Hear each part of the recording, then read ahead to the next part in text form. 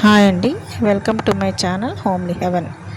మీలో first time నా channel చూస్తుంటే please like, share and subscribe. నేను ఈరోజు తోటకూర పచ్చి మామిడికాయతో పప్పు చేసి చూపిస్తున్నానండి.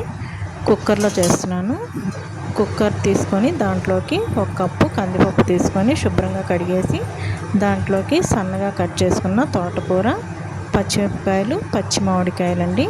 పచ్చి మామిడికాయ హాఫ్ మామిడికాయ వేసాను. తోటకూర కట్టలు 3 తీసుకున్నాను, మీడియం సైజు. తర్వాత టమాటాలు ఒక 3 వేసాను.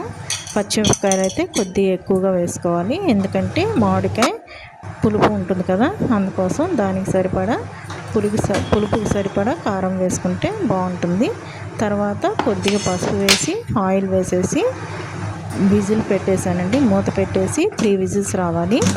3 విజిల్స్ వస్తే మనకి కుక్ అయిపోతుంది. ఇది మరీ మెత్తగా కూడా అవ్వకూడదు పప్పు, కాబట్టి కొద్దిగా మనం చూసుకొని, మీ కుక్కరు ఎట్లా ఉంటుందో మీకు తెలుసు కదా, అందుకోసం కొంతమందికి 1 విజిల్కే మెత్తగా అయిపోతుంది. దాన్ని చూసుకొని మీరు ఆఫ్ చేసుకోండి. తర్వాత ఇక్కడ ప్యాన్ పెట్టుకొని దాంట్లోకి ఆయిల్ వేసాను తాలింపుకి. దీంట్లోకి ఆవాలు, జీలకర్ర, మెంతులు, ఇంగువ, ఎండుమిరపకాయలు, వెల్లుల్లిపాయలు బాగా గోల్డెన్ బ్రౌన్ కలర్కి రావాలండి. ఇవి ఎంత వేగితే అంత మంచి టేస్ట్ వస్తుంది పప్పుకి.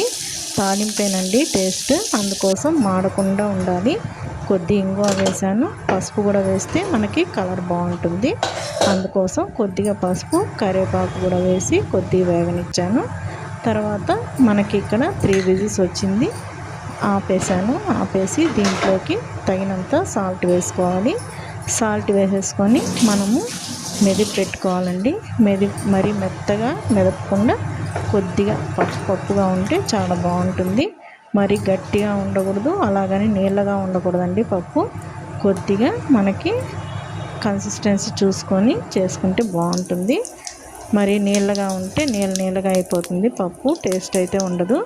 లాస్ట్గా మళ్ళీ తాలింపులో ఇంకొద్దిగా కరివేపాకు వేసి ఇలాగా ఇంకొద్దిసేపు వేగనిచ్చేసి మనం మెదిపి పెట్టుకున్న పప్పు దీంట్లో వేసేయడమేనండి. సింపుల్గా అయిపోతుంది, చాలా టేస్టీగా ఉంటుందండి. ఇది రోటీ, చపాతీ, రైస్ అన్నిట్లోకి చాలా మంచి కాంబినేషన్ అండి.